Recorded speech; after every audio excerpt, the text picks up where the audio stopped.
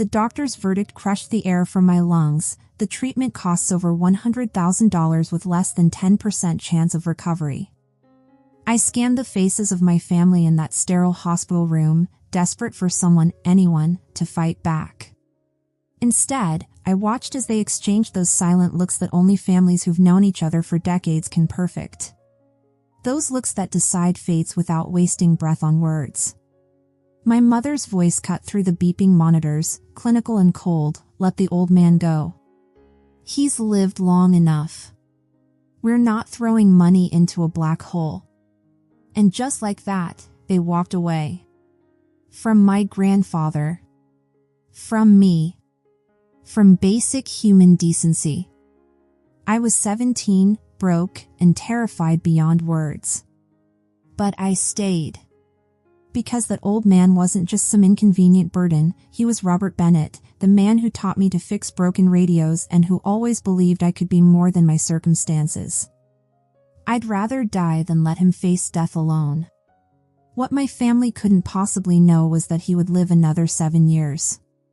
And in those 7 years, I would become everything they said I'd never be. The hallway stretched endlessly after they left. I stood frozen, clutching Grandpa's medical chart in one hand and my pathetically light wallet in the other. Each click of my mother's retreating heels echoed like tiny gunshots down the corridor. She'd been the last to leave. Couldn't resist twisting the knife one final time. Without even meeting my eyes, she tossed words over her shoulder like discarded trash. "You can stay if you want, but don't come asking us for anything later." The dismissal was absolute. I felt myself being erased from the family story in real time. The nurse beside me shifted uncomfortably.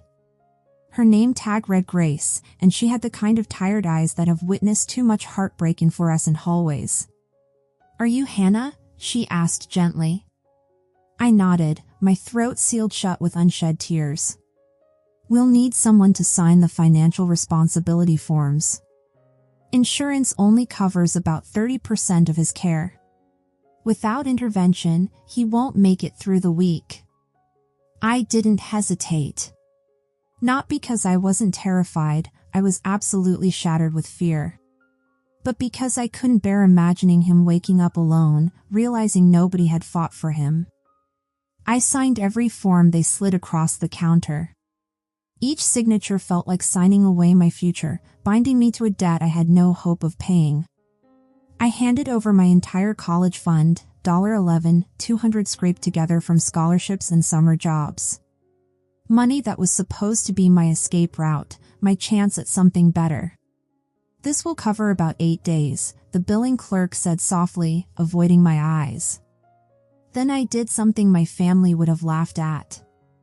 I marched straight to the hospital HR office and begged for a job. Literally any job they had. By 6 p.m. that same day, I was scrubbing floors in the pediatric wing, my hands raw and my back screaming in protest. By 10 p.m., I was back at Grandpa's bedside, holding his hand while machines hummed his fragile lifeline into the darkness. He didn't wake up for 3 days. 3 agonizing days where I questioned everything, every decision, every signature, every moment that had led me here. I'd watch the monitors obsessively, counting heartbeats, measuring breaths, silently pleading for him to open his eyes and tell me I hadn't made a terrible mistake. When he finally stirred, his voice was barely a whisper, his eyes watery and unfocused. But his first words nearly broke me. "You stayed." I nodded, tears finally spilling over. "Always," I whispered back. That night, while he drifted in and out of consciousness, I stood at the window watching life continue below. Cars moving, people laughing, the world spinning on its axis like nothing had changed. But in that quiet hospital room, something fundamental had broken inside me and reformed into something stronger. They thought they'd abandoned me with a dying man. What they really left me with was time. Time to listen, time to learn, time to become the woman I was never allowed to be around them. They walked away. I walked forward. The doctors gave him a week at most, but weeks turned into months. It started with small signs, fingers twitching, eyelids fluttering, the way his hand would squeeze mine just a little tighter during the night. I read to him every evening after my shifts. Old war novels, magazine articles, even instruction manuals, anything to fill the room with human sound. Sometimes I'd catch myself dozing off mid-sentence, exhausted from working double shifts, and wake to find him watching me with those gentle eyes. Then one afternoon, as I was spoon-feeding him broth, he grimaced and said, "Too salty." I froze, spoon suspended in midair. "Grandpa?" He blinked, looking at me with clear eyes for the first time in weeks, and smiled. "You've always been terrible at seasoning." I laughed through my tears. It was the most beautiful complaint I'd ever heard. Over the next few weeks, his recovery gathered momentum. Not miraculous, but steady. Sitting up, speaking in full sentences, then taking wobbly steps with my arm supporting his every move. The doctors called it statistically improbable. I called it proof that love matters more than odds. We moved into a tiny 2-room apartment across from the hospital when he was finally discharged. The paint peeled in strips, the heater rattled like a dying car engine, and we shared one bathroom with elderly Mrs. Smith next door. But we were together. And honestly, it felt like a palace compared to the hollowness I'd felt watching my family walk away. During the day, I worked hospital shifts and studied for my GED online. At night, Grandpa taught me things no school could, how to fix anything with wires and circuits. Coffee makers, radios, broken lamps, anything that others had discarded as worthless. Most people throw things away when they break, he told me one evening, handing me a soldering iron with reverence. But if you understand how something works, you can rebuild it. That goes for machines, and it goes for people too. Those lessons in that tiny kitchen, under flickering light, weren't just about wiring or tools. They were about self-worth, about choosing to repair rather than abandon. About seeing value where others saw only problems. One evening, after I'd successfully replaced a broken switch in our ancient microwave, he watched me work with quiet pride. "You know," he said, "you've got the mind of an engineer." I shook my head. "I've got the mind of a janitor who doesn't want to eat cold soup." But secretly, I treasured that compliment. It was the first time anyone had ever believed I could be more than what I was born into. The silence from my family became permanent. At first, I thought maybe they needed time. That once Grandpa improved, they'd realize their mistake. Instead, my mother closed the bank account she'd helped me manage. The family phone plan I'd been on suddenly disconnected. And the last message I ever received from her was a text that read, "You made your choice. Don't expect anything from us ever again." No explanation. No conversation. Just erased. I cried for days. Not just because it hurt, but because I realized they didn't even miss me. I was simply another problem they'd solved by walking away. Grandpa saw it in my face even when I forced smiles. He never spoke badly of them, he was too dignified for that. He just said, "Some people only know how to love when it's easy. You're not one of those people." Money got tight fast. I was working double shifts, cleaning the hospital at night and assisting at a supply desk during the day.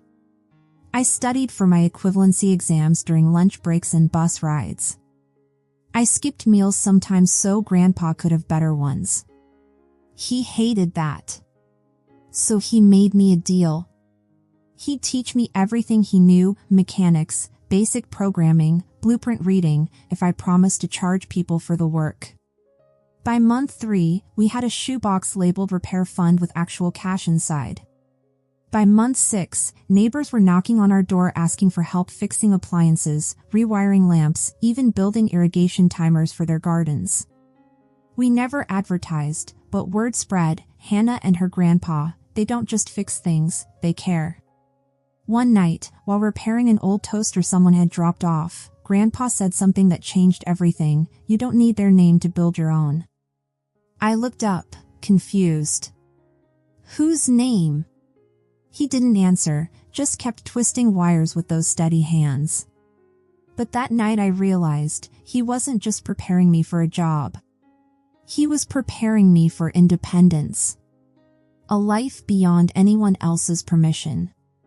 That year, I earned my GED. The following summer, I was accepted into a part-time tech program for women in STEM. I almost didn't apply. Who was I to think I belonged in a world of smart people with fancy degrees? But Grandpa said something I'll never forget. The people who belong aren't the ones born into rooms. They're the ones who build doors. So I built mine. And I walked through it. 7 years. That's how long we had after they walked away. 7 years since I'd signed hospital forms with shaking hands and an empty college fund. 7 years since I became the girl who stayed. And in those 7 years, I became something more. I became Hannah Bennett, not just a girl with a mop and soldering iron, but a builder of systems, a fixer of what others threw away. It started in our garage. Grandpa and I built a prototype for an emergency fall sensor. Something simple, wearable, affordable. We tested it for months. Grandpa would fake falls around the kitchen just to help me troubleshoot, laughing as he dramatically collapsed onto cushions I'd placed everywhere. We pitched the design to a local clinic. They loved it. Soon, we had our first tiny grant, then a second, then 2 interns who believed in the idea enough to work for coffee and possibility. We called the project Guardian. By year 5, we were a registered LLC. By year 6, we had contracts with 3 elder care facilities. By year 7, our devices were protecting over 1,000 senior citizens.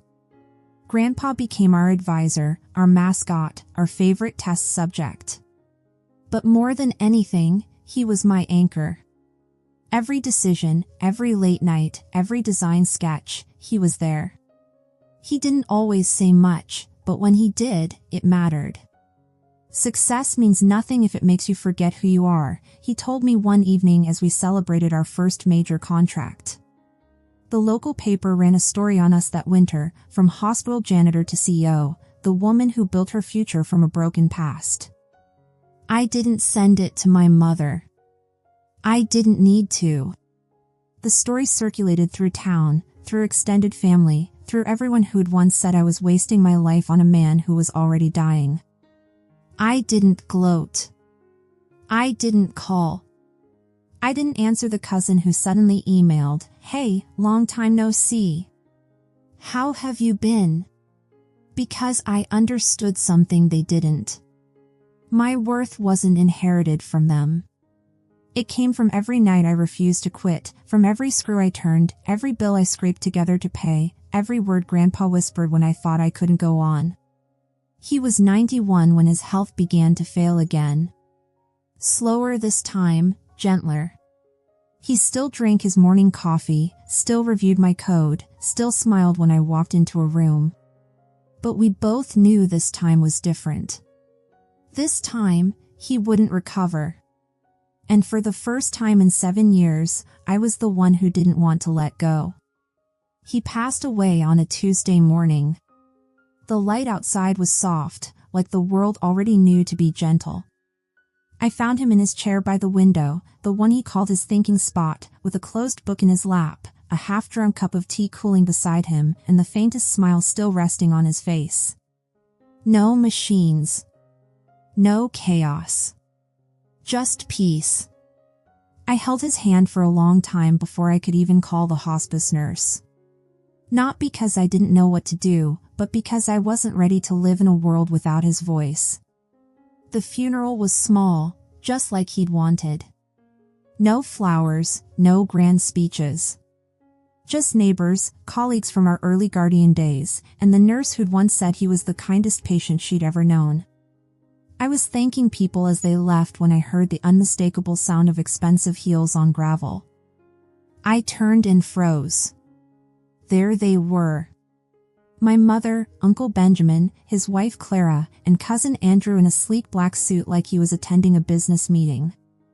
They surveyed the scene like tourists at someone else's grief. My mother opened her arms as if 7 years hadn't happened. "Hannah, sweetheart, you've grown into such a woman." I didn't move. Didn't speak. She tried again. "I know things got messy back then, but we're still family. And your grandfather, he would have wanted us to be together for this." I wanted to laugh. To scream. To ask if she remembered abandoning me in that hospital hallway like discarded trash. But I didn't. I just nodded toward the chapel. "He's inside. You have 5 minutes." After the service, as I was gathering donation cards for our new elder care grant, she approached again. This time with that tight smile I remembered from every passive-aggressive family dinner. "So, about the estate," she said lightly. "We assume there's a will. Your grandfather wasn't careless." I met her eyes. "There is."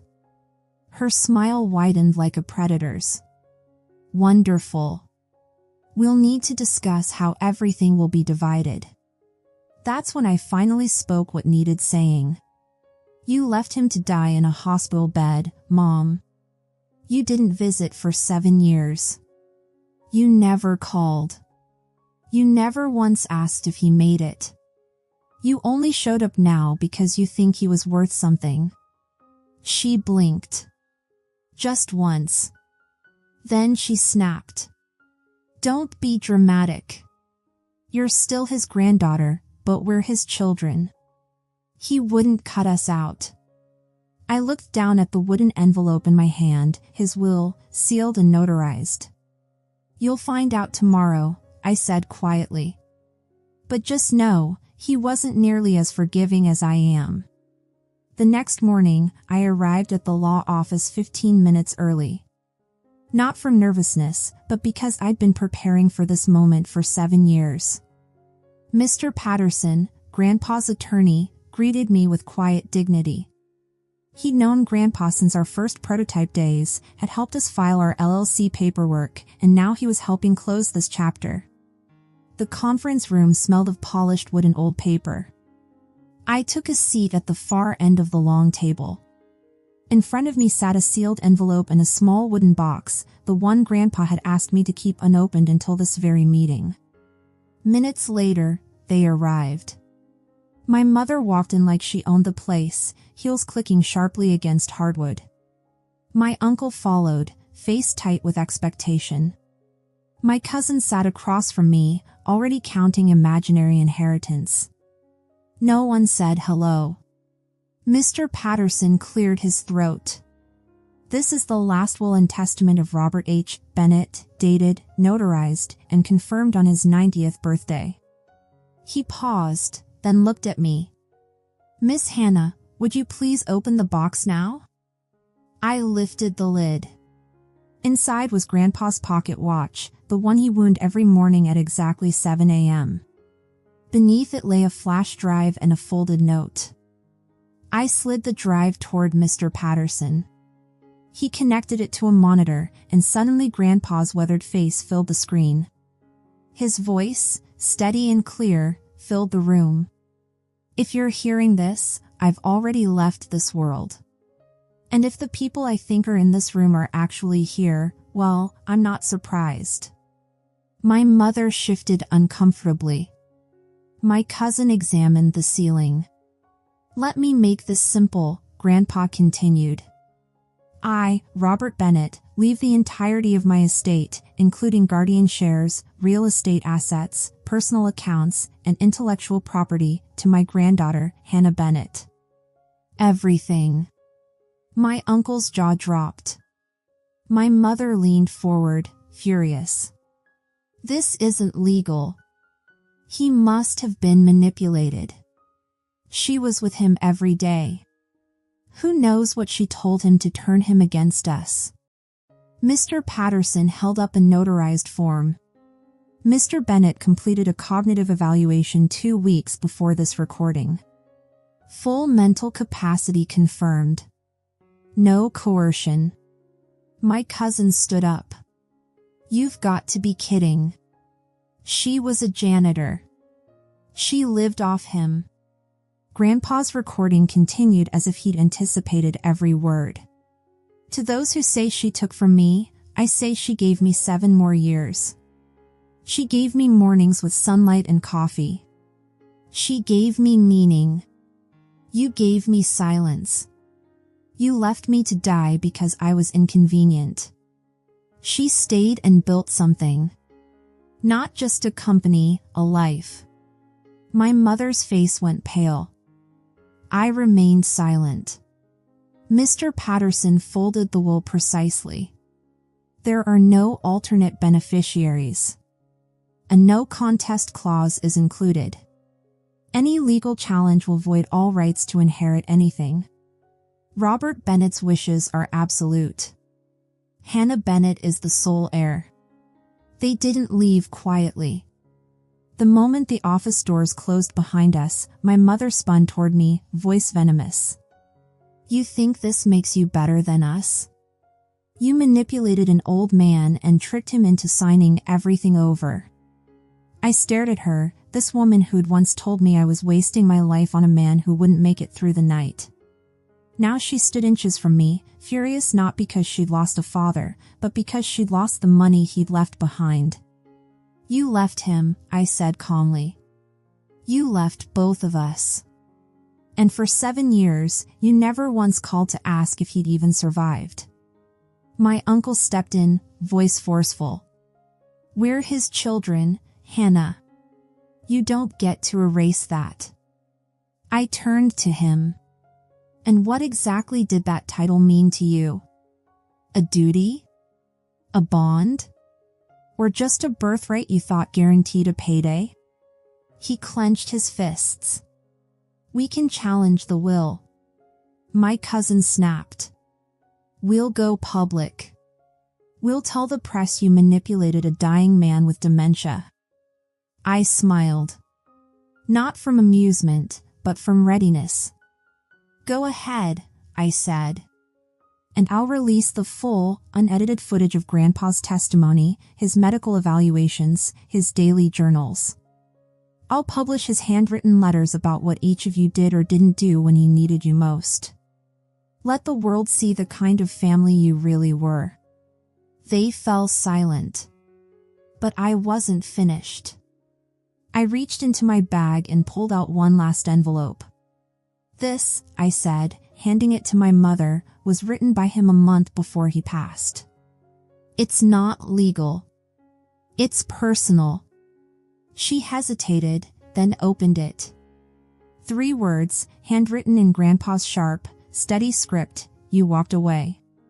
Her hands trembled. She crushed the note in her palm like paper could erase shame. For the first time, she didn't speak. Not a curse, not a plea.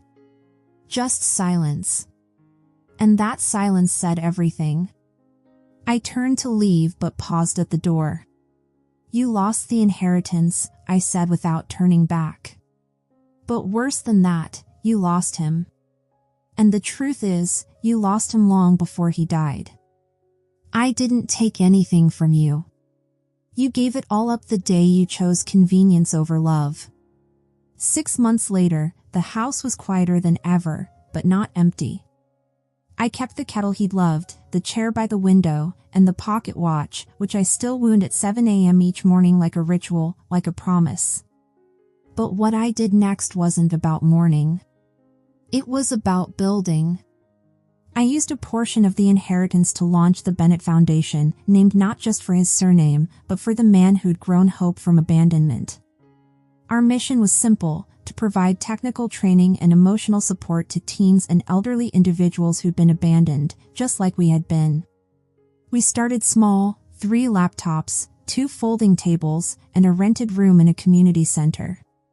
But the day our first student built her own basic fall detection device and shouted, "It actually works," I felt something click in my chest. That joy, that spark, that was him living on. A year later, we opened our first permanent workshop space. 5 years after that, one of our scholarship recipients became a lead developer at Guardian.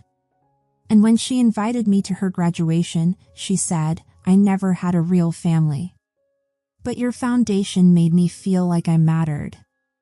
I gave her Grandpa's favorite wrench, the one he'd always said fixed more than circuits. "You do matter," I told her. "And don't ever let anyone make you forget that." I still live in the same house.